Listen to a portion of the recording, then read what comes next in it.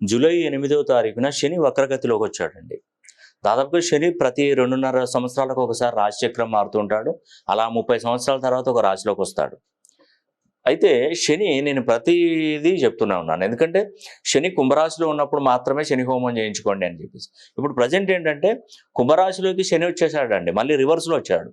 ఇది last final అండి. ఈ శని హోమం జరిపించుకోవాలని అనుకున్నటువంటి వారు కుంభరాశి వారు గారు, మీనరాశి వారు కానీ, మేషరాశి వారు కానీ, అర్ధాష్టమ శని ధనుసు రాశి వారికి, సింహరాశి వారికి అష్టమ శని, ఈ 5 రాశులకు ప్రత్యేకంగా జరిపించుకోండి. నేను ముఖ్యంగా ఏంటంటే ఆగస్టు 9వ తారీఖున శని హోమం జరిపిస్తున్నాను.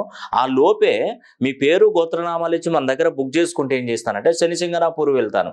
అక్కడ కొన్ని బ్రాస్లెట్లు అంటే చేతి కంకణాలు, శనికి సంబంధించిన కంకణాలు అక్కడ పూజిస్తాను. మీ పేరు గోత్రనామాల మీదనే అక్కడ చదివించుకొని ఇక్కడికి వచ్చి హోమం జరిపిస్తాను. మందపల్లికి వెళ్తాను, అదే గానగాపురం వెళ్తాను. గానగాపురంలో కూడా శని దేవాలయం ఉంది. అక్కడ తిరునల్లార్ తమిళనాడుకి వెళ్తాను. కోకిలావందం ఉత్తరప్రదేశ్, శనిదేవ్ మందిర్ మధ్యప్రదేశ్ గ్వాలియర్, తిరుకోల్కాడ్ తమిళనాడులో ఉంది. ప్రతిదీ మన భారతదేశంలో ఉన్న ప్రతి పుణ్యక్షేత్రంలో శని దేవాలయాలలో ఇవి పూజించి మీకు తప్పకుండా అందజేశారు. కాబట్టి అస్సలు ఎవ్వరు కూడా 1% కూడా వెనక్కి తగ్గకండి. మంచి జరుగుతుంది. ఎందుకంటే శని 30 సంవత్సరాలకు ఒకసారి మనల్ని ఇబ్బంది పెడుతూ ఉంటుంది. ఈ సంవత్సరంలో ఈ రాసులు, ఈ 5 రాసులకు ఖచ్చితంగా శని హోమం జరిపించుకుంటే సకల శుభాలు జరుగుతాయి. దాని ఎటువంటి సందేహం